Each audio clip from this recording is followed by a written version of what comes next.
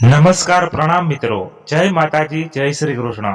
આજની વાત સમજવા લાયક જ્ઞાનવર્ધક બનવાની છે, તો તમને નમ્ર વિનંતી છે કે છેલ્લે સુધી સાંભળજો। વાત ઘણી લાંબી છે પણ એટલી જ સમજવા લાયક છે। તો ચાલો શરૂ કરીએ આજની વાત। સાંજનો સમય હતો। સૂરજ જાણે દરિયામાં ડૂબકી મારવાની તૈયારીમાં હતો। દરિયાના મોજા મોજીલા બની ઉછાળા મારતા હતા ને અહીંને ઠંડો ઠંડો પવન ગેલેરીમાં લટકાવેલ શંખ છીપલા અને ભૂંગળીઓથી બનેલ ઝુમરને વીંધી મીઠો મધુર રણકાર ઉત્પન્ન કરતો હતો। આવા આહલાદક વાતાવરણની મજા માણતા પ્રિતેશભાઈ ઘરની ગેલેરીમાં આરામથી ખુરશીમાં બેઠા હતા। ત્યાં અચાનક કંઈક અવાજ આવ્યો। પ્રિતેશભાઈ અવાજ સાંભળી સફાળા થઈ ગયા। ઘરમાં કોઈ ધમપછાડા કરી રહ્યું હોય એવું લાગ્યું। આથી તેઓ દોડતા ઘરમાં ગયા। અંદર જઈ જોયું તો તેમનો દીકરો અનિરુદ્ધ તેના રૂમમાં પુરાઈને ગુસ્સામાં તોડફાડ કરી રહ્યું હોય એવું લાગ્યું। અવાજ સાંભળીને ઘરમાં કામ કરતા બહેન પણ દોડીને રૂમ આગળ આવી ગયા। શું થયું રમા બહેન, તમને કંઈ ખબર છે? પ્રિતેશભાઈએ હળવેકથી પૂછ્યું। હું તો કિચનમાં હતી સાહેબ। જ્યારથી ડોરબેલ વાગીને મેં દરવાજો ખોલ્યો તો અનુ દીકરો ગુસ્સામાં બેગ સોફા પર ફેંકીને ચાલ્યો ગયો અને અંદરથી રૂમનો દરવાજો બંધ કરી દીધો। રમાબહેને કહ્યું, અનુ બેટા, શું થયું દીકરા, દરવાજો ખોલ। પ્રિતેશભાઈએ દરવાજો ખટખટાવતા કહ્યું, પણ સામેથી અનિરુદ્ધનો કોઈ જવાબ ન આવ્યો। બસ માત્ર તોડફાડનો અવાજ આવ્યો। અરે દીકરા, તું તારા પાપાને પણ કંઈ નહીં કહીશ? શું થયું બચ્ચા? દરવાજો તો ખોલ બેટા। પ્રિતેશભાઈના શબ્દે શબ્દે દીકરા પ્રત્યેનો પ્રેમ અને ચિંતા વર્તાતી હતી। પાપા, તમે નહીં સમજો મારી સ્થિતિ, પ્લીઝ લીવ મી અલોન। અનિરુદ્ધે ગુસ્સામાં કહ્યું, બેટા તું સમજાવે તો હું સમજું ને, પહેલા તું દરવાજો તો ખોલ। દીકરા, મારી સાથે જ આવું કેમ થયું? શું બગાડ્યું હતું મેં કોઈનું? વાય વાય વાય કરતો ગુસ્સામાં અનિરુદ્ધ એક પછી એક વસ્તુ તોડે જતો હતો। વહાલ સોયા દીકરાની આવી હાલત જોઈ પ્રિતેશભાઈ પણ ચિંતિત થઈ ગયા। બેટા પ્લીઝ દરવાજો ખોલ, મને તારી ચિંતા થાય છે। મને નથી ખબર તારી સાથે શું થયું છે, પણ એટલી ખબર છે કે તને કંઈ થઈ જશે તો તારા વગર હું બિલકુલ નહીં જીવી શકું। આનો લવ યુ બેટા। આટલું બોલતા તો અનિરુદ્ધે દરવાજો ખોલી દીધો અને પ્રિતેશભાઈને ભેટીને ધ્રુસકે રડવા લાગ્યો। બસ બસ, હવે તું રડવાનું બંધ કર બેટા। અનુના માથે હાથ ફેરવતા પ્રિતેશભાઈ બોલ્યા। તેઓ પોતે પણ દીકરાની હાલત જોઈ ગડગડા થઈ ગયા હતા, પણ તેઓએ પોતાના આંસુઓને બહાર આવવાની મંજૂરી ન આપી। તેમણે અનુને બેડ પર બેસાડ્યો, ગ્લાસ ભરીને તેને પાણી પીવડાવ્યું અને પછી અનુની પાસે બેસીને તેનો હાથ પોતાના હાથમાં લઈ બોલ્યા, શું થયું અનુ બેટા? તારું આવું સ્વરૂપ મેં પહેલા ક્યારેય નથી જોયું। મને હંમેશા તારા પર એ વાતનો ગર્વ રહ્યો છે કે મારો દીકરો દુનિયાનો સૌથી સમજદાર દીકરો છે। તારી સમજદારી, તારા સદગુણો, તારા સંસ્કારથી હંમેશા મારું માથું ગર્વથી ઊંચું રહ્યું છે। તો આજ મારા દીકરામાં આ ગુસ્સાનો અવગુણ ક્યાંથી આવ્યો? પ્રિતેશભાઈએ દીકરા સાથે વાત કરવાની શરૂઆત કરી, પણ અનિરુદ્ધ માથું નીચું રાખીને ડુસકા ભરે જતો હતો। ઠીક છે, તારે મારી સાથે વાત ના કરવી હોય તો મને એમ કે મારો દીકરો જ મારો ખાસ મિત્ર છે, પણ મારી માન્યતા ખોટી પડી।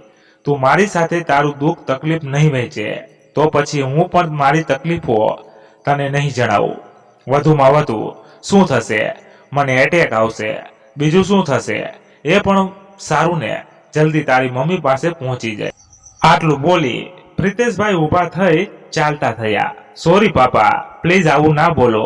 મને છોડીને તમે ક્યાંય નહીં જાઓ। તમે તો મારા પાપા, મમ્મા, ભાઈ બહેન અને યાર છો। સો સોરી પાપા।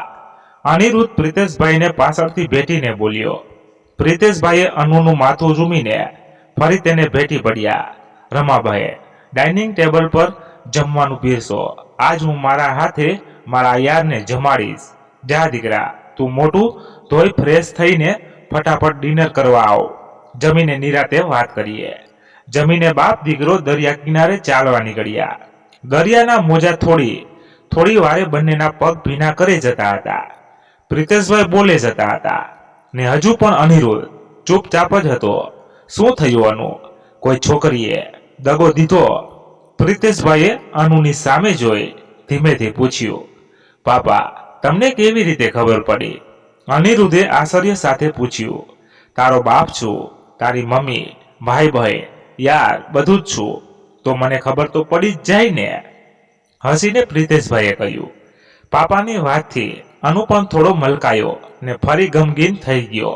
અરે યાર, પ્રેમ પ્રકરણમાં આવા લોચા તો થઈ રાખે, એમાં જીવવાનું થોડી છોડી દેવાય. પ્રિતેશભાઈએ દીકરાના ખંભે હાથ મૂકી કહ્યું. તમને શું ખબર કે પ્રેમ અધૂરો રહેતો તો શું તકલીફ થાય?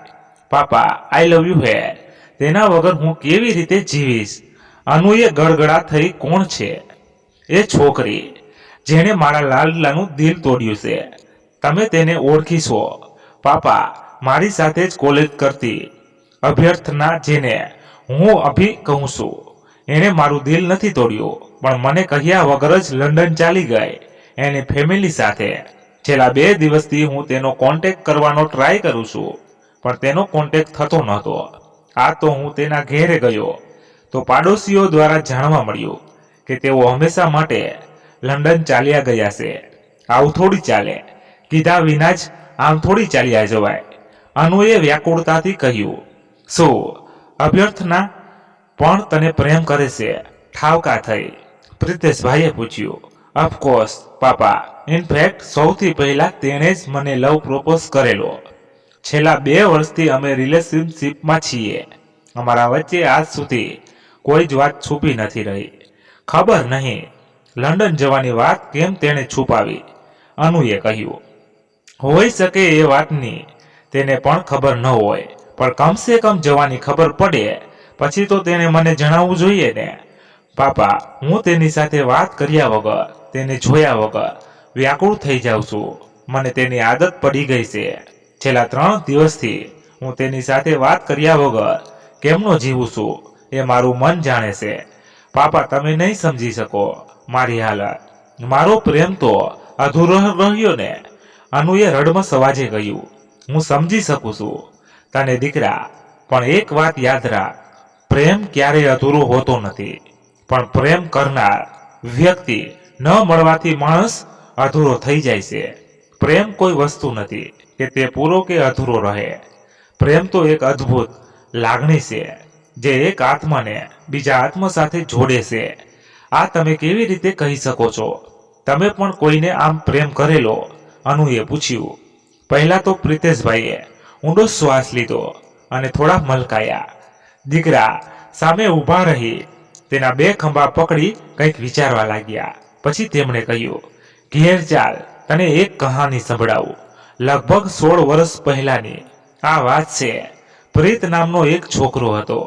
આમ તો તેની ઈચ્છા મનોરંજન ક્ષેત્રે કારકિર્દી ઘડવાની હતી, પણ તેના પિતાની ઈચ્છાનું માન રાખી કોલેજ કરી કેટલીક પરીક્ષાઓ પાસ કરીને પ્રીત પોલીસ ઇન્સ્પેક્ટર બન્યો.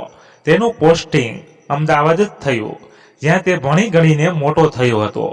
દેખાવે તારી જેમ એકદમ હેન્ડસમ લાગે, સ્વભાવે ખૂબ રમૂજી. તેનું મિત્ર મંડળ ખૂબ મોટું, તેમાં માત્ર છોકરાઓ જ નહીં, છોકરીઓ પણ સામેલ હતી. નોકરીના પહેલા જ દિવસે તે કાલપુર પોલીસ સ્ટેશનમાં હાજર થયો. પોતે હેન્ડસમ તો હતો, પણ પોલીસ સ્ટેશનમાં પહેલા જ દિવસથી વટ પાડવા તેણે અત્તરની શીશી પોતાના પર જ ખાલી કરી દીધી. તે સમયસર થાણામાં હાજર થયો. હેલો એવરીવન, હું Preet Ranjitsinh Rajput, new and fresh police inspector. પ્રીતે હસીને તેના આકર્ષણ અંદાજમાં કહ્યું. વેલકમ પ્રીત સર, હું વિવેક, અહીંનો સૌથી નાનો અને સૌનો પ્રિય એવો કોન્સ્ટેબલ. હું તમને દરેકનો પરિચય કરાવું. વિવેકતાપૂર્વક કહ્યું. આ રાણા સર, આપના થાણાના સૌથી સિનિયર. આ જ છે. અહીં પોલીસ સ્ટેશન બન્યું ત્યારથી તેઓ અહીં કામ કરે છે. હેલો સર, કેમ છો? પ્રીતે વિવેકને જાળવ્યો. બસ ઉપરવાળાની દયા છે. રાણાએ કહ્યું. રાણા સરની વાત સાંભળી પ્રીત ઉપર જોવા લાગ્યો. તેને જોઈ બધા હસવા લાગ્યા. પ્રીત પણ હસવા લાગ્યો. વિવેકે દરેકનો પરિચય કરાવ્યો, દરેકનો પરિચય મેળવ્યો, પણ હેડ પોલીસ ઇન્સ્પેક્ટર જરૂરી ડ્યુટીથી કચ્છ ગયા હતા. આથી તેઓને પ્રીત મળી શક્યો નહોતો. જો પ્રીત આ બે ફાઇલના કેસ સોલ્વ કરવાના બાકી છે. બાકીના બધા કેસ મેડમ સર ક્લિયર કરી દીધા. રાણાએ પ્રીતને કામ સમજાવતા કહ્યું, મેડમ સર, અહીંના હેડ ઇન્સ્પેક્ટર કોઈ મેડમ છે? પ્રીતે આશ્ચર્યથી પૂછ્યું. હા, બહુ સ્ટ્રિક્ટ છે તેઓ, ભલભલાને ડરાવી દે તેવા છે. તું સાચવીને રહેજે. રાણાએ કહ્યું. ઓહ, કેટલો સમય થયો એમનું અહીં પોસ્ટિંગ થયે? પ્રીતે પૂછ્યું. અરે, હજુ તો માંડ 2-2.5 મહિના થયા છે, પણ આટલા ટાઈમમાં તો આપણા વિસ્તારના બધા ગુંડાઓની ગુંડાગીરી બંધ કરાવી દીધી છે, જે આજ સુધી કોઈ ના કરી શક્યું. તે આટલા ઓછા સમયમાં મેડમ સરે કરી બતાવ્યું. રાણાએ કહ્યું. ઓહ, મળવું પડશે આવી મહાન વ્યક્તિને. પ્રીતે મનમાં જ કહ્યું જાણે. પછી તેના કામે લાગી ગયો.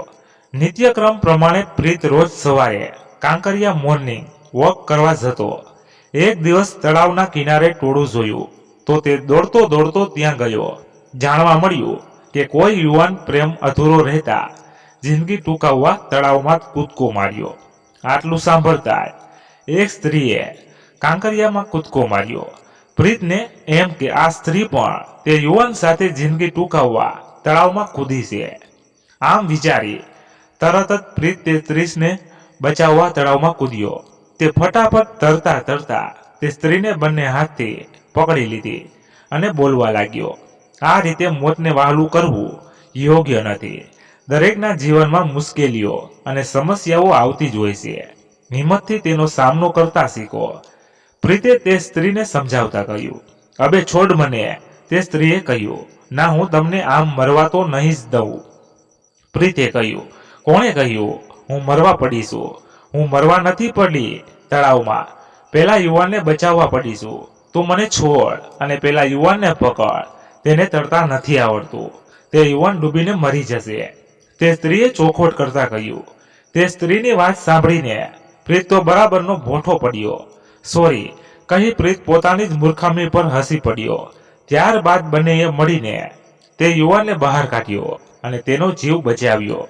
સૌ કોઈએ તેઓની બહાદુરીના વખાણ કર્યા, પણ પછીથી કોઈ ભાઈ બોલ્યા, એક વાત ના સમજાય, આ ભાઈએ તે યુવાનની જગ્યાએ આ બહેનને કેમ પકડ્યા હતા? આટલું સાંભળતા તો પ્રીત ધીમે રહીને ટોળામાંથી બહાર નીકળી રસ્તો માપ્યો. પ્રીત ઘરે જઈને રેડી થઈ થાણે આવ્યો. તે સીધો હેડ ઓફિસમાં એટેન્ડન્સ ભરવા ગયો.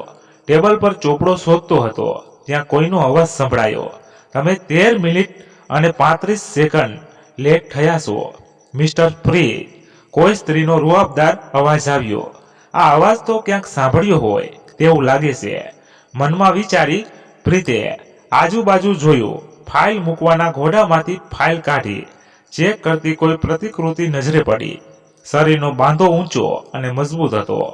ઇન્સ્પેક્ટરના કપડામાં સજત વ્યક્તિ હુબહુ પાછળથી યુવાન પુરુષ જેવી લાગતી હતી, પણ તેની ખાખી ટોપી નીચે મજબૂતાઈથી બાંધેલો ભરાવદાર વાળનો અંબોડો તે સ્ત્રી હોવાની ચાકડી ખાતો હતો. પ્રીત તરત સમજી ગયો કે નક્કી આ જ હેડ ઇન્સ્પેક્ટર મેડમ સર છે. Good morning madam sir. પ્રીતે સેલ્યુટ કરી અભિવાદન કરતા કહ્યું. ગુડ મોર્નિંગ, પણ તમે લેટ થવાનું કારણ ન જણાવ્યું. ફાઇલના પાના ફેરવતા મેડમ સર બોલ્યા. જી મેમ, આજ બન્યું એવું કે હું કાંકરિયા તળાવ ફરતે મોર્નિંગ વોક કરવા ગયો હતો. ત્યાં કોઈ યુવાને જીવન ટૂંકાવવા તળાવમાં પડતું નાખ્યું. લોકો તેને બચાવવા માટેના પ્રયત્નો કરવાની જગ્યાએ આવું ન કરાય, તેમ ન કરાય જેવી બાબતો પર ટોળે વળી ચર્ચા કરતા હતા. તો બસ એ વખતે મારી માનવતા જાગી ઉઠી અને તેને બચાવવા હું પણ પાણીમાં કૂદી પડ્યો. એટલે થોડું મોડું થઈ ગયું. ઓહ, તમે એકલાએ જ એ ભાઈને મરતા બચાવ્યો? મેડમ સરે પૂછ્યું. આમ એવું જ કહેવાય. એક બેન બિચારા તે યુવાનને બચાવવા તો પાણીમાં કૂદ્યા, પણ એમના એકલાથી તો કોઈને ઊંચકીને બહાર ન લાવી શકાય ને. આમ જોવા જઈએ તો બંને પછી મેં જ બહાર કાઢ્યા. પ્રીતે ગોળ ગોળ વાત ફેરવતા કહ્યું, ઓહ ગ્રેટ, કેટલું મહાન કામ કર્યું છે આપે. કહેતા મેડમ સર પ્રીત સામે ફર્યા. મેડમ સરનો ચહેરો જોઈ પ્રીતનું મોઢું ખુલ્લું ને ખુલ્લું જ રહી ગયું. હા, આજ તે જ બહેન હતા જે તળાવમાં પડેલ યુવાનને બચાવવા પાણીમાં કૂદ્યા હતા અને પ્રીતે મૂર્ખતા બતાવી હતી. ફરી એકવાર પ્રીત બોઠો પડ્યો. ઓહ, તમે મારા પહેલા જ થાણે પહોંચી ગયા. આટલું બોલતા તો પ્રીતની નજર મેડમ સર પર જ અટકી ગઈ. મેડમ સર તેને રૂલ્સ એન્ડ રેગ્યુલેશન સમજાવતા હતા. તેઓના શબ્દે શબ્દે શિસ્તતા અને રૂઆબ છલકતો હતો. પણ પ્રીતના કાને તો મેડમ સરના શબ્દો સંગીતના સૂર બની રેલાતા હતા. હવે તમે જઈ શકો છો, મેડમ સરે પોતાની વાત પૂરી કરતા કહ્યું. પણ પ્રીત તો હજુ સ્ટેચ્યુ બની પ્રેમના સૂરમાં ખોવાયેલો હતો.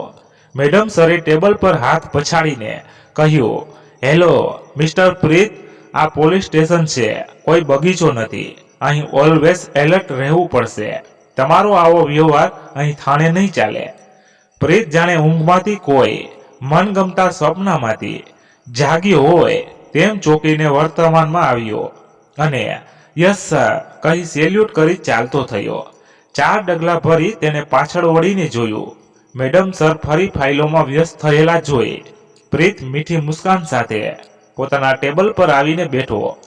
રાણાએ આપેલી ફાઇલનો અભ્યાસ કરવા તેને ખોલી તો તેમાં મેડમ સરનો જ ચહેરો દેખાય. તેણે ખુદને જ ટપલી મારી અને હસીને સ્વસ્થ થઈ કામે લાગ્યો.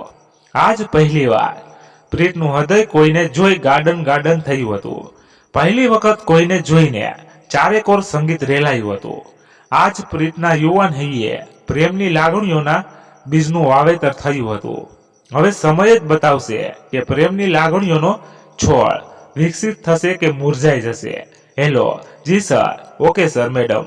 સર ફોન મૂકી તરત જ ઊભા થયા અને બોલ્યા, રાણે ક્યાં ગયા રાણે?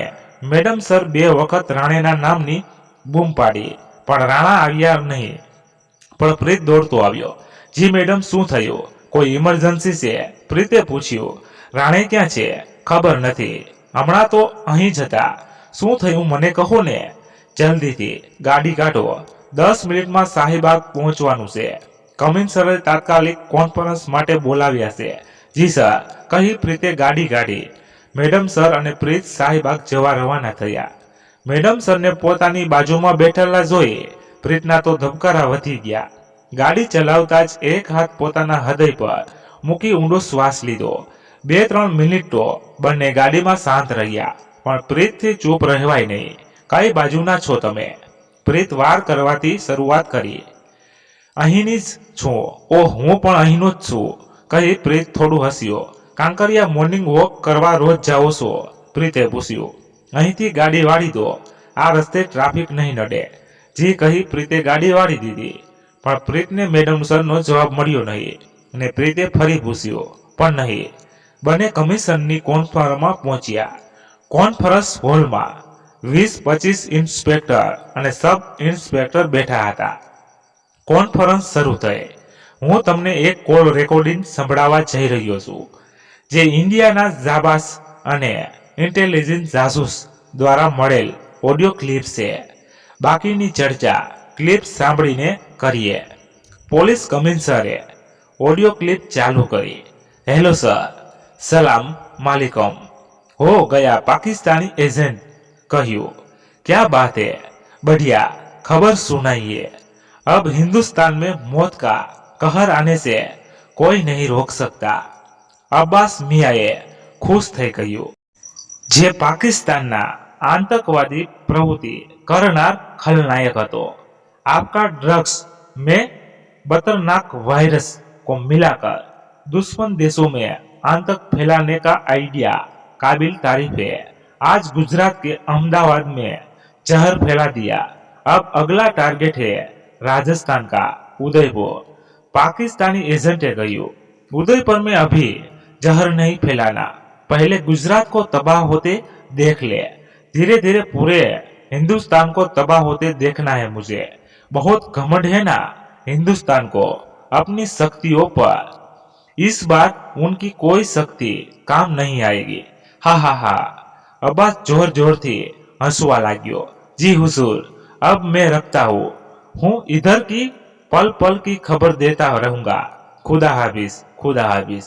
ઓડિયો ક્લિપ સાંભળીને તમને એટલો અંદાજ તો આવી જ ગયો હશે કે મેં તાત્કાલિક કોન્ફરન્સ કેમ બોલાવી। આપણા અમદાવાદ શહેર પર કોઈ મોટું જોખમ મંડરાઈ રહ્યું છે। પાકિસ્તાની એજન્ટે ડ્રગ્સમાં કયો વાયરસ ભેળવ્યો છે, તેની અસર કેટલી ઘાતક હશે તે વિશે કંઈ જ કહી શકાય નહીં, પણ આપણે ખૂબ ઝડપથી ડ્રગ્સની ચેઇન તોડવી પડશે। આ માટે આપણે તાત્કાલિક પગલાં લેવા પડશે। તમારામાંથી કોઈએ આ બાબતે કોઈ સુઝાવ આપવો હોય તો તે આપી શકે છે। કમિશનરે કહ્યું, સર, આ ખબર ન્યૂઝપેપરમાં અને ટીવી સમાચારોમાં આપવી જોઈએ તો કદાચ લોકોમાં ડ્રગ્સ ન લેવાની જાગૃતતા આવે। કોઈ એક પોલીસ ઇન્સ્પેક્ટરે કહ્યું, સર, જ્યાં જ્યાં ડ્રગ્સની લેવેચ થતી હોય ત્યાં ત્યાં દરોડા પાડી તેઓને અટકાવી શકાય। બીજા કોઈ ઇન્સ્પેક્ટરે કહ્યું, એ કેવી રીતે જાણી શકાય કે ડ્રગ્સનો ધંધો ક્યાં થાય છે? બીજા કોઈએ કહ્યું, સર, હવામાં તીર મારવાનો કોઈ જ મતલબ નથી।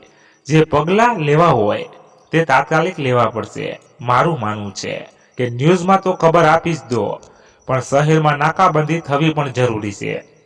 અને બીજી વાત એ છે કે ડ્રગ્સ જેવી વસ્તુ આસાનીથી મળતી નથી અને સામાન્ય લોકો ખરીદી શકે એવી, મતલબ બીડી, સિગારેટ કે પાન મસાલા જેવી સસ્તી ચીજ નથી કે કોઈ પણ ખરીદી તેનો નશો કરી શકે। ડ્રગ્સ જેવા નશીલા પદાર્થોનું સેવન અમીર અને પૈસાદાર લોકો જ પોતાના મોજ શોખ માટે કરતા હોય છે અને પછી તેને લતે લાગી જતા હોય છે।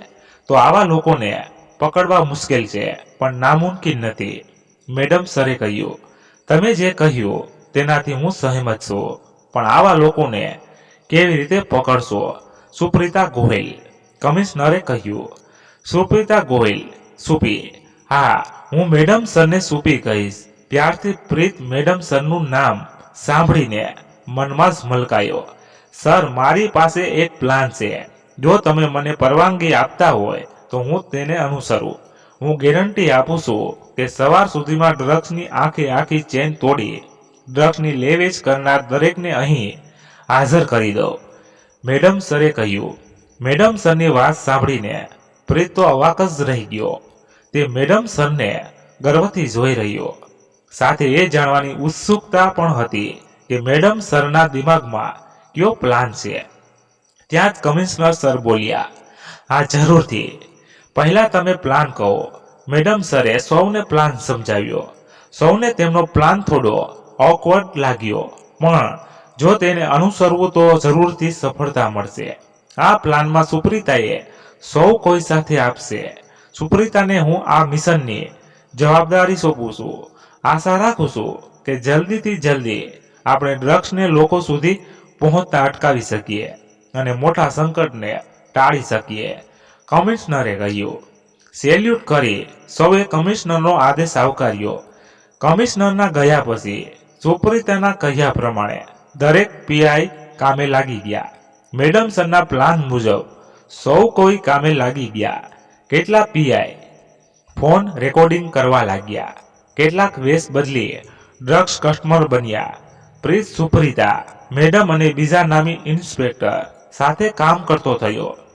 સુપ્રીતા પ્રીતને ઊભો રાખતા હતા। પ્રીત મેડમ સરનો પડતો બોલ ઝીલતો, જી મેડમ સર કહી દરેક કામ હોશથી કરતો। મેડમ સર, હું આવું છું 2 મિનિટમાં, પ્રીતે કહ્યું। નહીં, તમારે ક્યાંય નથી જવાનું। ખબર ને કામ કેટલું છે। ઓકે સર કહી પ્રીત કામે લાગી ગયો।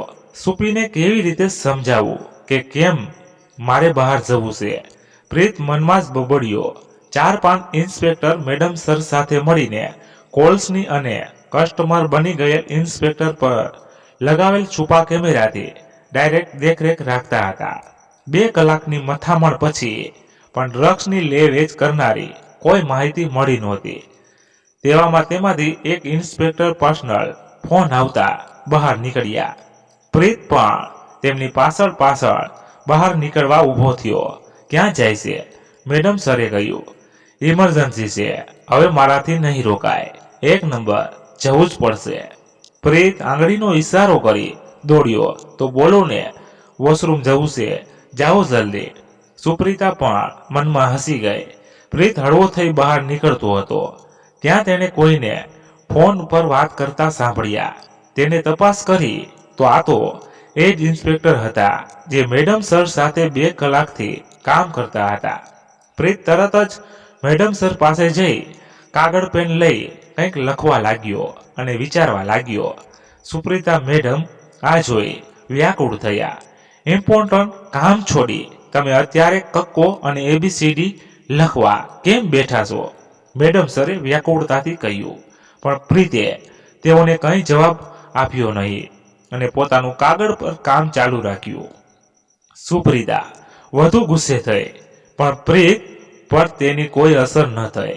4, 18, 2, 17 અચ્છા તો આ મેટર છે મનમાં વિચારી પ્રીતે મેડમ સર સામે જોયું. તેઓ પોતાના કામમાં વ્યસ્ત થઈ ગયા હતા. મેડમ સર, પ્રીતે ધીમેથી કહ્યું, પણ મેડમ સર તો તેમના કામમાં લાગેલા હતા. મેડમ સર, સામે બેઠેલા પોલીસ ઇન્સ્પેક્ટર રાવત સરનો કોલ ટ્રેક કરી સાંભળો. ડાઉટફુલ લાગે છે. પ્રીતે મેડમ સરના કાન પાસે જઈ ધીમેથી કહ્યું. મેડમ સરે તરત રાવત સામે જોયું. તમને એમના પર કેમ ડાઉટ છે? ધીમેથી મેડમ સરે કહ્યું. તેમનો 3:55 મિનિટ પરનો કોલ સાંભળો, ખબર પડી જશે. પ્રીતે કહ્યું. મેડમ સરે કામમાં હેડફોન લગાવી એક છોકરાની મદદથી રાવતનો કોલ સાંભળ્યો. હેલો પપ્પા, બોલો શું કામ હતું? રાવતનો દીકરો બોલ્યો. કીર્તન, કોઈને પણ ફોન કે મેસેજ કરે અથવા આવે તો તેમાં 4, 18, 21 હાથની વાત ક્યાંય ના કરતો. રાવતે કહ્યું. કેમ, શું થયું? પાપા કઈ પ્રોબ્લેમ થયો છે? કીર્તને પૂછ્યું. એ બધું હું ફોન પર નહીં જણાવી શકું, સાંજે ઘેર આવી સમજાવું છું. રાવતે કહ્યું. ઓકે પપ્પા, પણ આપણા ઘરે છે તેનું શું કરશું? કીર્તને પૂછ્યું. ચિંતા ના કર, સાંજે ઠેકાણે પાડી દઈશું. રાવતે આટલું કહી ફોન કાપી દીધો.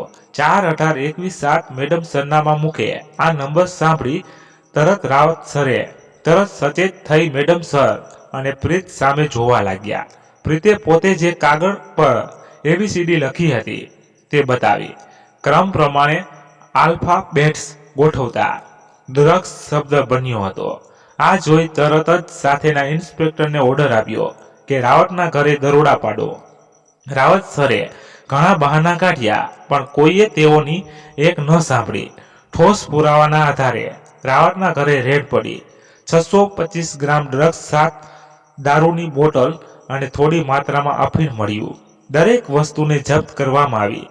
રાવત અને તેના દીકરા કીર્તનની બરાબર પૂછપરછ કરવામાં આવી. આના આધારે ડ્રગ્સની લેવેચ કરનાર દરેકને પકડીને એક જગ્યાએ પૂરવામાં આવ્યા. આ મિશન પૂરું થતાં અડધી રાત થઈ ગઈ. પ્રીતે મેડમ સરના દરેક કામમાં ખૂબ સારો સાથ સહકાર આપ્યો. હવેનું કામ કમિશનર આવે પછી કરવાનું હતું. કમિશનર સવારે આવવાના હતા. ત્યાં સુધી મેડમ સર, પ્રીત અને બીજા 4 પોલીસ કર્મીઓએ ત્યાં જ ખડે પગ દેખરેખ રાખવાની હતી. બધા પોલીસ કર્મીએ બરાબરની ભૂખ લાગી હતી. મળીને દરેકે નક્કી કર્યું કે 2 જણા વારા પડતી બાજુની હોટલમાં જમવા જશે. પણ સૌથી પહેલા સૌએ મેડમ સરને જમવા જવાનો આગ્રહ કર્યો. તેમની સાથે પ્રીત ગયો. થેન્ક્સ પ્રીત, આજ તમે મારું કામ આસાન કરી દીધું. તમારી સૂઝબૂછથી જ ડ્રગ્સ સ્મગલરને ઝડપી પકડી શક્યા. ચાલતા ચાલતા મેડમ સરે કહ્યું. અરે એમાં થેન્ક્સ શાનું? આ તો મારી ફરજ હતી, પણ તમારી સાથે કામ કરવાની ખૂબ મજા આવી હો. પ્રીતે હસીને કહ્યું. આટલું બોલી બંને ચૂપ થઈ ગયા. એટલામાં હોટલ આવી ગઈ. હોટેલ સુમસાન હતી. વેઇટર સૂતો હતો. તેને જગાડી સબ્જ રોટી અને છાશનો ઓર્ડર આપ્યો. ડ્રગ્સમાં એવો તે કેવો વાયરસ હશે જે વિનાશ સર્જી શકે? મેડમ સરે આશ્ચર્ય સાથે પૂછ્યું. દુશ્મન દેશ લાખ કોશિશ કરે ભારતને નાશ કરવા, પણ આપણા લોહીમાં જે રાષ્ટ્ર પ્રેમ છે તે ક્યારેય દેશને નુકસાન નહીં થવા દે. પ્રીતે જનુનીથી કહ્યું. That us Peter, well done. દેશ પ્રત્યેનો પ્રેમ કાયમ આવો જ રાખજો, મેડમ સરે કહ્યું. હા સ્યોર, આ વર્દી પહેરતા જ દેશની અને જનતાની રક્ષા કરવાના સોગંદ લીધા છે, તો તેને જરૂરથી નિભાવીશ, પ્રીતે કહ્યું. ત્યાં જ વેઇટર જમવાનું લઈને આવ્યો. બંને જમતા જમતા પણ ખૂબ વાતો કરી. પ્રીત પણ થોડી થોડી વારે મેડમ સરને જોતો અને તેની દરેક બાબતોની નોટિસ કરતો. દરેક સાથે ખૂબ સ્ટ્રિક્ટ રહેતી સુપ્રીતા ઉર્ફે મેડમ સર પ્રીત સાથે દૂધમાં સાકર ભળે તેમ ભળી ગઈ.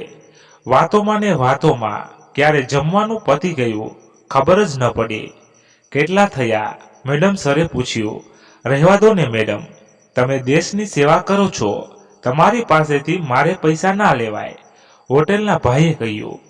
દેશની સેવા કરવા માટે અમને સરકાર પગાર આપે છે. તમે અડધી રાતે ઉઠીને અમને જમવાનું બનાવી આપ્યું, તે જ બહુ મોટી વાત છે. અને બીજી વાત, સરકારે અમને જનતાને લૂંટવા નહીં, જનતાની સેવા કરવા માટે નિમ્યા છે. આથી જે થતા હોય તે કહી દો ભાઈ, મેડમ સરે કહ્યું. પ્રીત તો મેડમ સર સામે જ જોઈ રહ્યો હતો. એક નીડર નિર્ભય સ્ત્રી જે પોતાની ફરજને કેટલી નિષ્ઠા અને લગનથી નિભાવે છે. ધન્ય છે દેશની આવી નારીને. પ્રીત મનમાં જ મેડમ સર પ્રત્યે ગર્વની લાગણી અનુભવવા લાગ્યો. 325 થાય મેડમ, ખચકાતા હોટલના ભાઈએ કહ્યું. લો આ 1000 રૂપિયા. બીજા 4 પોલીસ કર્મીઓ પણ અહીં જમવા આવશે, તેઓને પણ જમાડી દેજો. પૈસા આપી મેડમ સર અને પ્રીત ચાલતા થયા. પ્રીત, એક વાત કહું? હા બોલો ને. પહેલી વાર હું આમ કોઈ સાથે ખુલીને વાત કરી શકું છું. જાણે કોઈ બાળપણનો ભેરો મળી ગયો હોય ને એવું ફીલ થાય છે. મને તો તમને પહેલી વાર જોયા ત્યારથી એવું થાય છે. પ્રીત મનમાં બબડ્યો. શું કીધું? કંઈ નહીં, ફ્રેન્ડ્સ બનીશું. મેડમ સરે પ્રીત સામે હાથ લાંબો કરી પૂછ્યું. મને તો ફ્રેન્ડ બનવામાં વાંધો નથી, પણ મિત્રતાના કેટલાક નિયમો તમારે પાળવા પડશે. મિત્રતાના નિયમો હોય વળી? હા, કેમ ના હોય? ક્યાં નિયમો? નિયમ નંબર 1, મિત્ર બન્યા પછી નો સોરી નો થેન્ક્સ. ઓકે. પછી નિયમ નંબર 2, કોઈ પણ પ્રોબ્લેમ્સ હોય ગભરાયા વગર બેજીજે કહી દેવાનું. હા. ઓકે. પછી નિયમ નંબર 3, થોડો ઓકવર્ડ છે પણ ફોલો કરવો પડશે. શું છે? બોલો તો ખરા. તમે માંથી તું કહેવાનો મિત્રને તમે કહેવાનું મજા ના આવે. આ પોસિબલ નથી. પહેલી વાત તો એ કે હું તમારાથી હોદ્દામાં મોટી છું. બીજું કે હું તમારાથી ઉંમરમાં પણ મોટી છું. તો તમારે મને માનથી જ બોલાવવી પડે. જાહેરમાં તમે મને તું કહીને બોલાવો તે શોભનીય નથી. તમારે રિસ્પેક્ટ તો કરવી જ જોઈએ. એનો પણ મારી પાસે ઉપાય છે. હું તમને જાહેરમાં તો માનથી જ બોલાવીશ, પણ ખાનગીમાં તો હું તમને સુપી જ કહીશ. અને મને તો તું જાહેર ખાનગી ક્યારેય પણ તું કહીને બોલાવી શકે છે. પ્રીતની વાતોમાં તું કાર સાંભળીને સુપ્રીતા તો પ્રીતની સામે જ જોઈ રહી. તમે માંથી સીધા તું કહેવામાં મને થોડું અજુગતું લાગે છે, અને તમે તો મને તું કહેવા પણ લાગ્યા. તમે નહીં, તું કહો. 1-2 દિવસમાં તું કહેવાથી પ્રેક્ટિસ થઈ જશે. તું કહો. તારે પણ પ્રેક્ટિસની જરૂર છે ઓ, કહી બંને હસવા લાગ્યા. ડ્રગ્સના બધા આરોપીઓને એક સાથે એક જ હોલમાં પૂરી રાખ્યા હતા. વહેલી સવારે કમિશનર તેઓએ સંબોધીને ડ્રગ્સ સંબંધી અને તેમના માટે લેવાના કડક પગલાં વિશે જણાવવાના હતા. આખા હોલમાં નીરવ શાંતિ છવાયેલી હતી. મોટા ભાગના આરોપીઓ સૂઈ ગયા હતા. એકને ડ્રગ્સની તલપ લાગી. તે વ્યાકુળ થવા લાગ્યો. શું કરવું, શું ન કરવું તેને સમજાતું નહોતું. બધા પોલીસ કર્મીઓ ખડે પગે હતા. તેમની નજરથી ભાગવું મુશ્કેલ નહીં, નામુમકિન હતું. તે વ્યક્તિ ઊભો થયો. તેનું શરીર અસ્વસ્થ લાગતું હતું. ખુદને સંભાળતો તે એક પોલીસ કર્મી પાસે ગયો. સાહેબ, વોશરૂમ જવું છે. ક્યાં છે? તે વ્યક્તિએ ધીમેથી ઈશારા સાથે કહ્યું. ચાલ, હું આવું સાથે, કહી પોલીસ કર્મી વોશરૂમ તરફ ચાલવા લાગ્યો. તે વ્યક્તિ વોશરૂમની અંદર ગયો. પોલીસ કર્મી બહાર જ ઊભો રહ્યો. તે વ્યક્તિએ અંડરવેરમાં છુપાવેલ એક નાની પડીકી કાઢી જેમાં ડ્રગ્સ હતું. તેને ફટાફટ નાક દ્વારા તેનું સેવન કર્યું અને તે ખાલી રેપરને ટોયલેટમાં નાખી ફ્લશ કરી બહાર નીકળી ગયો. ડ્રગ્સનું સેવન કર્યા પછી તે જાણે રાહત થઈ. થોડી જ વારમાં પોલીસ કમિશનર હાજર થયા. દરેકને પાકિસ્તાનનો આતંકવાદી પ્રવૃત્તિ કરનાર અબ્બાસ મિયાનો ઓડિયો સંભળાવ્યો. તેમણે સૌને અપીલ કરતા કહ્યું, આપણા દેશ પર મોટી આફત મંડરાઈ રહી છે અને તેનો માર્ગ ડ્રગ્સનું સેવન કરનારા છે. ડ્રગ્સનું સેવન કરવું, ડ્રગ્સની લેવેચ કરવી કાયદાકીય રીતે ગંભીર ગુનો છે. તમે સૌએ આ ગુનો કર્યો છે. તેમ છતાં હજુ પણ જો તમે ધારો તો દેશની રક્ષા કરવા આ પ્રવૃત્તિને આગળ વધતી અટકાવવામાં અમને મદદ થઈ શકો છો. કેમ કે આતંકવાદીઓએ ડ્રગ્સમાં કર્યો વાયરસ ભેળવ્યો છે. તે આપણા સ્વાસ્થ્ય માટે કેટલો ખતરનાક હશે તેના વિશે કંઈ જ માહિતી નથી. આથી આપ સૌ મદદ કરો તો આપણે ડ્રગ્સમાં આ ખતરનાક વાયરસ ભેળવનાર સુધી પહોંચી શકીએ અને દેશના બીજા વિસ્તારોમાં વાયરસને ફેલાવતો અટકાવી શકીએ. કમિશનરની વાત સાંભળી હમણાં ડ્રગ્સનું સેવન કરનાર વ્યક્તિ ચોંક્યો. તે અંદરથી ડરવા લાગ્યો કેમ કે તેણે જે ડ્રગ્સનું સેવન કર્યું હતું તે ગઈકાલે જ લાવ્યો હતો. પોલીસ કમિશનરના આદેશથી દરેક આરોપીઓની કડક પૂછપરછ થવા લાગી. રાતની ડ્યુટી કરનારને થોડા સમય માટે ફરજ પરથી છૂટા કરી નવા પોલીસ કર્મીઓએ ફરજ પર બોલાવ્યા. પ્રિતેશભાઈ, બેટા બાકીની સ્ટોરી આવતીકાલે કહીશ. અનિરુદ્ધ, ના પાપા પ્લીઝ સ્ટોરી પૂરી કરો ને, કાલ સુધી રાહ નહીં જોવાય. પ્રિતેશભાઈ, તને ઊંઘ નથી આવતી બેટા? અનિરુદ્ધ, ના મારે જાણવું છે કે પ્રીત અને સુપ્રીતાની સ્ટોરીમાં આગળ શું થાય છે. પ્રિતેશભાઈ, ઓકે સાંભળ. સવારથી સાંજ સુધી પ્રીત અને સુપ્રીતાએ એકબીજા સાથે સોશિયલ મીડિયાથી વાતો કરી. રમુજી પ્રીત સુપ્રીતાને સવાંદે નવા નવા નામથી બોલાવતો. હાય સુપી, શું કરે છે? બેબી, એલ્ફિન્ટે નાસ્તો કર્યો. પ્યારું પપી, ક્યાં બીજી થઈ ગયો? હાય મિની લંચ કરી લીધું કે નહીં? હેલો પાઇનેપલની પીપરમેન્ટ, શું કરે છે? બચ્ચું સુપ્રીતા પણ પ્રીતના દરેક મેસેજનો રિપ્લાય આપતી જાણે ઘણા વર્ષો પછી કોઈએ તેની એકલતા દૂર કરી તેના ચહેરા પર સ્મિત રેલાવ્યું હતું. પ્રીતના દરેક મેસેજ સુપ્રીતાના હોઠ પર મુસ્કાન લાવતું. બપોરના સમયે બંને એકબીજા સાથે વાતો કરતા હતા. સુપ્રીતા, તને પ્રાણીઓ બહુ ગમતા લાગે છે. પ્રીત, હા તેઓ બહુ ઇનોસન્ટ હોય છે. તેઓ કોઈને દગો નથી દેતા કે કારણ વગર કોઈને નુકસાન નથી કરતા, એટલે મને તેઓ બહુ પ્યારા લાગે છે. સુપ્રીતા, પણ મને કેમ પ્રાણીઓના નામથી બોલાવે છે? પ્રીત, તું પણ મને તેમની જેમ પ્યારી લાગે છે. સુપ્રીતા, આપણું રિલેશન દોસ્તી સુધી જ સીમિત રાખજે.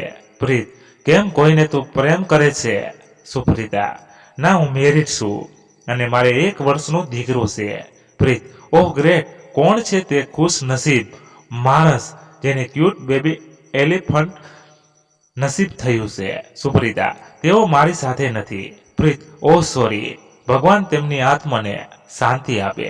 સુપ્રીતા, ઓય, જીવતા જીવ માણસને ક્યાં મારવા બેઠો છે? તેઓ મારી સાથે નથી એમ કીધું મેં. તેઓ મરી ગયા છે એમ નથી કીધું મેં. પ્રીત, ઓહ સોરી, તો તેઓ કેમ તારી સાથે નથી? સુપ્રીતા, તેઓને આટલું ટાઈપ કરતા તો સુપ્રીતા પર ફોન આવ્યો. હેલો, ખૂબ જ જલ્દીથી શાહીબાગ તમારી આખી ટીમ લઈને આવો. અહીં પરિસ્થિતિ બેકાબૂ બની રહી છે. કોઈ પોલીસ ઇન્સ્પેક્ટરે કહ્યું. આટલું સાંભળી તરત જ સુપ્રીતાએ પ્રીત અને રાણાને કોલ કરી ગાડી તૈયાર રાખવા જણાવ્યું. મેડમ સર, ગાડી તૈયાર છે, રાણાએ કહ્યું.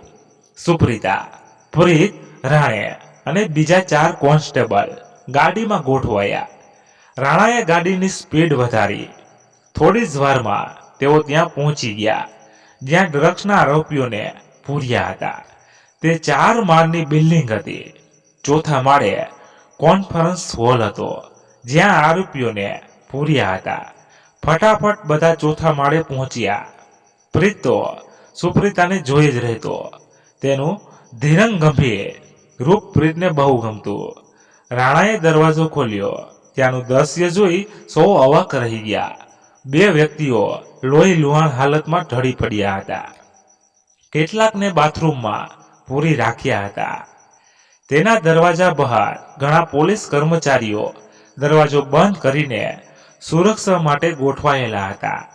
સુપ્રીતા અને તેની ટીમ ફટાફટ હોલમાં પ્રવેશી. ત્યાં જ કોઈએ બૂમ પાડીને કહ્યું, મેડમ સર, ત્યાં જ ઊભા રહેજો. બધા નીચે ઝેરી વાયરસવાળું લોહી પડેલું છે, તેના સંપર્કમાં આવવાથી બચકો. સુપ્રીતા, પ્રીત કે તેની ટીમના લોકોએ કાંઈ જ સમજાતું નહોતું. આ બધું શું થઈ રહ્યું છે? આ 2 વ્યક્તિની આવી હાલત કોણે કરી?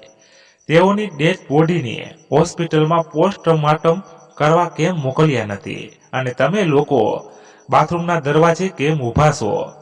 અંદર કોણ ધમપછાડા કરી રહ્યું છે? પરિસ્થિતિને જોતા સુપ્રીતા એકી સાથે ઘણા પ્રશ્નો કરી બેઠી. પ્રીત પણ ડઘાઈ ગયો હતો. આ ડ્રગ્સમાં રહેલા ખતરનાક વાયરસનું પરિણામ છે. આ 2માંથી કોઈએ છુપી રીતે ડ્રગ્સનું સેવન કરેલું. તેના 2 કલાક પછી તેમાં રહેલો વાયરસ એક્ટિવ થયો અને ડ્રગ્સ લેનારને ઝોમ્બીનું સ્વરૂપ ધારણ કર્યું. તેના આંખ, નાક અને કાનમાંથી લોહી વહેવા લાગ્યું. તેના મોઢામાંથી વિચિત્ર દુર્ગંધ સાથે લાળ ટપકવા લાગી. તેના નખ તીક્ષ્ણ થવા લાગ્યા અને તે અન્યને ખાવા માટે દોડવા લાગ્યો. તેણે તેના મિત્ર પર જ હુમલો કર્યો. તે પણ ટૂંક સમયમાં તેના જેવો થઈ ગયો. મહા મુસીબતે આ બંનેને મોતને ઘાટ ઉતાર્યા છે. એક પોલીસ કર્મીએ વિગતે બધું કહ્યું. તો અંદર કોણ છે? કોણ ધમપછાડા કરી રહ્યું છે? પ્રીતે પૂછ્યું. પરિસ્થિતિને ઓળખતા અમે સાવચેતી માટે આ બંનેના લોહીના સંપર્કમાં આવનાર 4 જણાને બાથરૂમમાં પૂર્યા હતા. પણ તેઓના આવા અવાજ અને ધમપછાડા પરથી લાગી રહ્યું છે કે તેઓ પણ ઝોમ્બી બની ગયા હશે. કમિશનર સાહેબને જાણ કરી. સુપ્રીતાએ કહ્યું, આ જાણ કરી છે. તેઓએ સુરક્ષા માટે બીજી ટીમ મોકલે છે અને હોસ્પિટલમાંથી ડોક્ટર અને તેઓની ટીમ પણ આવી રહી છે. અહીં બાકી રહેલા દરેકનું ટેસ્ટ થાય પછી તેઓને હોલમાંથી બહાર મોકલી શકાશે. પોલીસ કર્મીએ કહ્યું. આ વાત ત્યાં રહેલા એક આરોપીએ સાંભળી. તેને થયું કે આ લોકો અમને આસાનીથી છોડશે નહીં. અહીં રહેવું જોખમી છે. આનો બેસ્ટ ઉપાય કંઈ પણ કરીને અહીંથી ભાગવાનો જ છે. તેણે ધીમે રહીને બાજુવાળાને વાત કરી. અંદરો અંદર તેઓએ એક ગ્રુપ બનાવ્યું અને પોલીસને માત આપી ભાગવાનો પ્લાન ઘડવા લાગ્યા. બાથરૂમમાંથી જોર જોરથી અવાજ આવતા હતા. દરેક પોલીસ કર્મીઓનું ધ્યાન તે બાજુ હતું. બાથરૂમમાં પુરાયેલ 4 વ્યક્તિઓમાંથી કોઈ પણ બહાર ન નીકળે તેવા પ્રયત્નો થઈ રહ્યા હતા. અંદર રહેલા લોકોની પણ શક્તિ જાણે ધીમે ધીમે વધી રહી હતી. આવી પરિસ્થિતિનો લાભ ઉઠાવી ગ્રુપ બનાવી 7-8 લોકો પ્લાન મુજબ એક સાથે પોલીસ સાથે મારામારી કરી ભાગવાની કોશિશ કરવા લાગ્યા. આમ અચાનક આવી દોડધામ અને મારામારી કરતા આરોપીઓને રોકવા દરવાજા પાસે ઊભેલા કેટલાક પોલીસ કર્મીઓએ દરવાજો છોડી પિસ્તોલ હાથમાં લીધી. ત્યાં અચાનક અંદરની બાજુથી જોરથી ધક્કો લાગ્યો અને અંદર રહેલા 4 આરોપીઓ જે શક્તિશાળી ઝોમ્બી બની ગયા હતા તે બહાર આવી ગયા. તેઓ સીધા લોકોને ખાવા માટે જ દોડવા લાગ્યા. દરેક પોતાનો જીવ બચાવવા આમથી તેમ દોડાદોડ કરવા લાગ્યા. આદેશ મુજબ કોઈ પણ વ્યક્તિ આ બિલ્ડિંગની બહાર ન જવું જોઈએ. આથી સુપ્રીતા અને પ્રીતની સાથે કેટલાક પોલીસ તે પ્રયત્નમાં લાગેલા હતા. જ્યારે કેટલાક પોલીસ કર્મીઓ પોતાનો જીવ બચાવવા મન ફાવે તેમ દોડાદોડી અને ગોળીબાર કરી જતા હતા. સુપ્રીતા અને તેના જેવા જાબાઝ પોલીસ ઇન્સ્પેક્ટરોએ પોતાની પિસ્તોલથી ઝોમ્બી બનેલા 4 આરોપીઓને ઠાર કરી દીધા. આથી સૌ કોઈના જીવ આવ્યો. સૌએ રાહતનો શ્વાસ લીધો અને જગ્યા મળી ત્યાં જ થાકીને બેસી ગયા. પરંતુ ઝોમ્બી આરોપીઓએ કેટલાક લોકોને પોતાના તીક્ષ્ણ નખ અને દાંતથી વાયરસના શિકાર બનાવી દીધા હતા. પણ તેની અસર ધીમે ધીમે થતી હોવાથી તેઓનામાં ઝોમ્બીના લક્ષણો દેખાતો નહોતા. આ બાબત પર કોઈનું ધ્યાન ન ગયું. સુરક્ષા માટે બીજી પોલીસની ટીમો આવી. ડોક્ટર સાથે મેડિકલ ટીમ પણ આવી ગઈ. પોલીસની ટીમો બિલ્ડિંગ નીચે સુરક્ષા માટે ગોઠવાઈ ગઈ. કોઈ પણ વ્યક્તિ બિલ્ડિંગની અંદર ન જવું જોઈએ અને ચેકઅપ કરાવ્યા વગર કોઈ પણ વ્યક્તિ બિલ્ડિંગની બહાર ન નીકળવું જોઈએ. તે દરેક બાબતોનું ધ્યાન રાખવા ખાકી વર્દી પહેરેલ જવાનો બંદૂક લઈ ખડે પગે બિલ્ડિંગની ફરતે ઊભા હતા. બિલ્ડિંગમાં બધા મળીને 100 કે 125 લોકો હશે. લોકોની સંખ્યા મુજબ 30 લોકોની મેડિકલ ટીમ બિલ્ડિંગમાં ગઈ.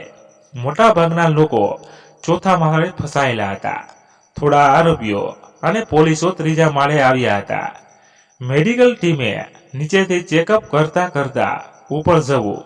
એ રીતે ચેકઅપની પ્રક્રિયા શરૂ થઈ. કોઈ પણ આદેશ ન થાય ત્યાં સુધી કોઈએ પોતાનું સ્નાન ન છોડવું એવું કહેવામાં આવ્યું. ધડ ધડ ધડ ધડ જોરદાર રીતે ઝોમ્બીને એક સાથે મારી નાખ્યા. બહુ બહાદુરી બંદી છે, તું સલામ છે.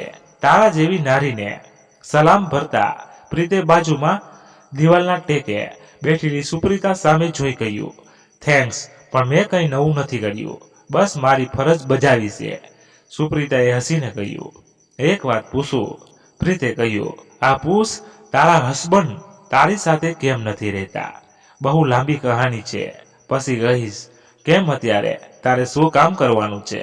મેડિકલ ટીમ ચેકઅપ ન કરે અને ઉપરથી આદેશ ન આવે ત્યાં સુધી તું શું કરે?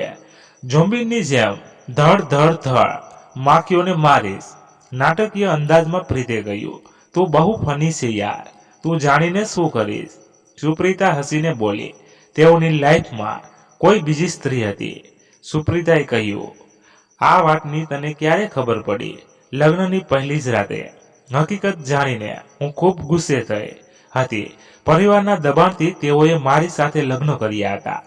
તેઓએ જે સ્ત્રીને ચાહતા હતા તે નિમ્ન જાતિની હોવાની પરિવારના લોકો તેને સ્વીકારવા તૈયાર નહોતા. હકીકત જાણ્યા બાદ તે શું કર્યું? પિતાની ઇજ્જત અને તેઓની નાજુક તબિયતના કારણે મેં આ હકીકત જાણ્યા બાદ મારા નસીબનો દોષ માની હું તેઓના ઘરે જ રહેવા લાગી. તેઓ સ્વભાવે ખૂબ સારા માણસ હતા. પતિ પત્ની વચ્ચે માત્ર પ્રેમ નહોતો, બાકી બધું એકદમ સારું ચાલતું હતું. અમે મિત્રની જેમ ઘરે રહેતા. આમને આમ 1 વર્ષ વીતી ગયું. પરિવારના લોકો હવે નાના બાળકની ઈચ્છા સેવતા હતા. સીધી કે આડકતરી રીતે રોજ મારી સામે સંતાનની વાટ લાવી દેતા. સાસુમાએ તો અમારે સંતાન થાય તે માટે ઘણી બાધાઓ પણ રાખી. ક્યારેક ડોક્ટરને બતાવી આવવાની સલાહ પણ આપતા. રોજના આવા વ્યવહારથી હું કંટાળી ગઈ હતી. કેમ કે હું પણ એક સ્ત્રી છું. મારામાં રહેલી મમતા પણ સંતાનને વહાલ કરવા તરસી રહી હતી. પણ હકીકતથી વાફે હું સંતાન મેળવવાની ઈચ્છાને મનમાં જ દબાવી દેતી પડશે. આ વિચારથી હું વ્યાકુળ થઈ જતી. પછી શું થયું આગળ જાણવાની ઉત્સુકતાથી પ્રિયે પૂછ્યું. પછી મેં મારા હસબન્ડને વાત કરી. તેઓ સંતાન બિલકુલ નહોતા ઈચ્છતા, પણ પરિવારની માંગ અને મારી ઈચ્છાને ધ્યાનમાં રાખી તેઓએ ટેસ્ટ ટ્યુબ બેબીનો ઉપાય બતાવ્યો. અમે હોસ્પિટલમાં ગયા અને પ્રોસેસ ચાલુ કરી. ડોક્ટરે કહ્યું હતું કે પહેલા ટેમ્પરરી બેઝ પર પ્રોસેસ ચાલુ કરી છે. સક્સેસ ન થવાય તો મેનેજર પ્રોસેસ કરશું.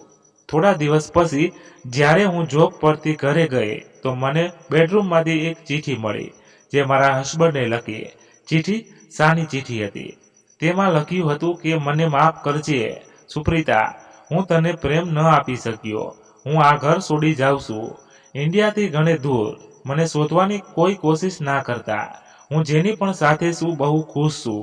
તું પણ તારા પિતાના ઘરે જતી રહેજે અને બીજા લગ્ન કરી દેજે. ઓહ, તો તેઓ ઘર છોડીને ચાલ્યા ગયા. પછી શું થયું? દીકરો આમ કોઈને લઈને ભાગી ગયો હોવાથી મારા સસરાની ઇજ્જત અને માનને ઠેસ પહોંચી. હવે સમાજમાં શું મોઢું બતાવશે લોકોને? આ વિચારથી તેઓએ જીવન ટૂંકાવ્યું. સસરાના મોતનો આઘાત સાસુમાં સહન ન કરી શક્યા. થોડા દિવસ પછી તેઓને એટેક આવતા તેઓ પણ અવસાન પામ્યા. એ સમયે હું સાવ એકલી પડી ગયેલી. હું મારા પિતાના ઘરે જવાનું વિચારતી હતી. ત્યાં જ મને ખબર પડી કે હું પ્રેગ્નેન્ટ છું. આમ પણ હું મારા માતા પિતાના ઘરે બોજ બનવા નહોતી માંગતી અને બીજા લગ્ન કરવાની કોઈ ઈચ્છા નહોતી. આથી મારા આવનાર સંતાન સાથે જિંદગી વિતાવવું નક્કી કર્યું. ઓહ, સેલ્યુટ છે તને સુપી. આટલી મુશ્કેલી હોવા છતાં તું હિંમત ન હારી અને તારા સંતાનને જન્મમાં દીધું. આઈ પ્રાઉડ ઓફ યુ. થઈ ગઈ શાંતિ હવે બધું જાણીને? સુપ્રીતાએ તેના આંસુઓને છુપાવી હસીને કહ્યું. એક વાત કહું તને? હા બોલ ને. તું મને મારીશ તો નહીં ને? અરે નહીં, તું બોલ. ત્યાં અચાનક સુપ્રીતાની નજર પ્રીતની પાછળ ઉભેલા વ્યક્તિ પર પડી. પ્રીત ચીસ પાડીને સુપ્રીતાએ પ્રીતને હાથ પકડી ખેંચી લીધો. પ્રીતે પાછળ વળીને જોયું તો બાજુમાં બેઠેલો માણસ ઝોમ્બી બની ગયો હતો અને પ્રીતને ખાવા જતો હતો. હજુ તેની ગતિ ધીમી હતી. પ્રીત અને સુપ્રીતાએ આજુબાજુ નજર ફેરવી તો થોડા ઘણા એવા વ્યક્તિઓ નજરે પડ્યા કે જેઓ ધીમે ધીમે ઝોમ્બીનું રૂપ ધારણ કરી રહ્યા હતા. આખા હોલમાં ફરી દોડાદોડ મચી ગઈ હતી. આ લોકો વધુ શક્તિશાળી થાય તે પહેલા આપણે તેઓને મારી નાખવા પડશે, નહીં તો તેઓ કોઈને જીવતા નહીં રાખે. સુપ્રીતાએ બંદૂક કાઢી પ્રીતને સંબોધીને કહ્યું, તારી વાત તો સાચી છે, પણ જોજે કોઈ નિર્દોષ વ્યક્તિને ભૂલથી ગોળી વાગી ન જાય. પ્રીતે કહ્યું, પણ આટલા બધામાંથી કોણ ચેપી થયું છે અને કોણ સ્વસ્થ છે તે કેવી રીતે નક્કી કરવું? કંઈ પણ થાય આપણે અહીંથી સુરક્ષિત રીતે બહાર નીકળવાનું છે. પોતાના રક્ષણ માટે બંદૂક ચલાવતા સુપ્રીતાએ કહ્યું, સુપી, મને નથી લાગતું કે હવે આપણે બચી શકીએ. આ લોકો તો ખૂબ ઝડપથી શક્તિશાળી થઈ જાય છે. એમ હાર થોડી માની લેવાય. આપણે હજુ ઘણું જીવવાનું છે. મારે મારા દીકરા માટે સુરક્ષિત રીતે અહીંથી બહાર નીકળવાનું છે, સમજ્યો? પ્રેત અને સુપ્રીતા ઝોમ્બીથી રક્ષણ મેળવતા એકબીજા સાથે વાતચીત કરી જતા હતા. ઝોમ્બી વધુને વધુ શક્તિશાળી બની રહ્યા હતા. કોને બચાવવા અને કોને મારવા તે સમજાતું નહોતું.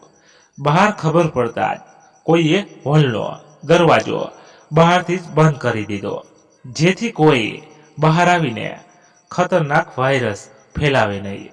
આ પરિસ્થિતિ જોતા એવું લાગે છે કે મોત સામે ઊભું છે મારી રાહ જોઈને. હું મરી જાઉં એ પહેલા તને કંઈક કહેવા માંગુ છું. શું? બોલ. Love you Suprita. પહેલી નજરે જ હું તારા પ્રેમમાં પડી ગયો હતો.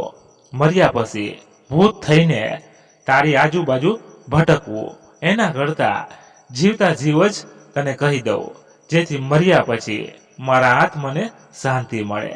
ઓય પાગલ, અહીં જીવ જોખમમાં છે અને તને આવી રોમેન્ટિક વાતો સૂઝે છે.